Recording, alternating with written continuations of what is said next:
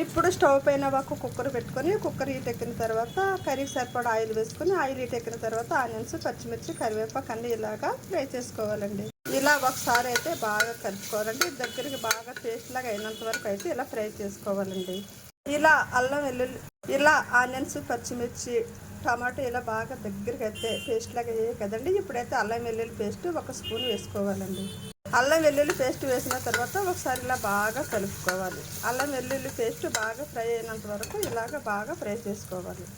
ఇప్పుడు అల్లం వెల్లుల్లి పేస్ట్ అంతా బాగా ఫ్రై అయింది కదండి. ఈ ఇంగ్రీడియంట్స్ అంతా ఇప్పుడు ఆనియన్స్, పచ్చిమిర్చి, టమాటో, అల్లం వెల్లుల్లి పేస్ట్ అంతా ఈ ఇంగ్రీడియంట్స్ అంతా బాగా ఫ్రై అయింది కదండి. ఇప్పుడు హోమ్మేడ్ మసాలా పౌడర్ 1 స్పూన్ వేసేసుకోవాలండి. మసాలా పౌడర్ వేసుకున్న తర్వాత ఒకసారి అయితే బాగా కలుపుకోవాలండి.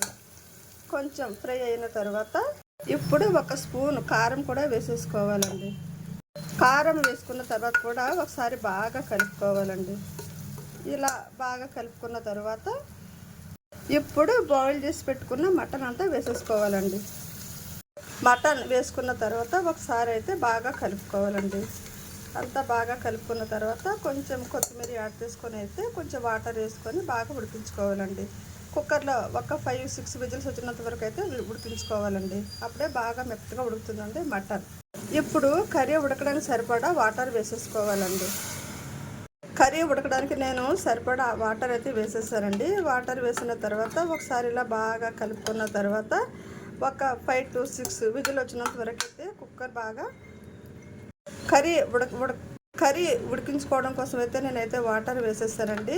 ఒక 5-6 విజిల్స్ వచ్చినంత వరకు అయితే కుక్కర్లో ఉడికించుకోవాలండి. బాగా మెత్తగా అయిన తర్వాత కుక్కర్ అయితే ఆఫ్ చేసుకోవాలండి. మటన్ బాగా మెత్తగా ఉడికించుకుంటే చాలా టేస్టీగా బాగుంటుందండి.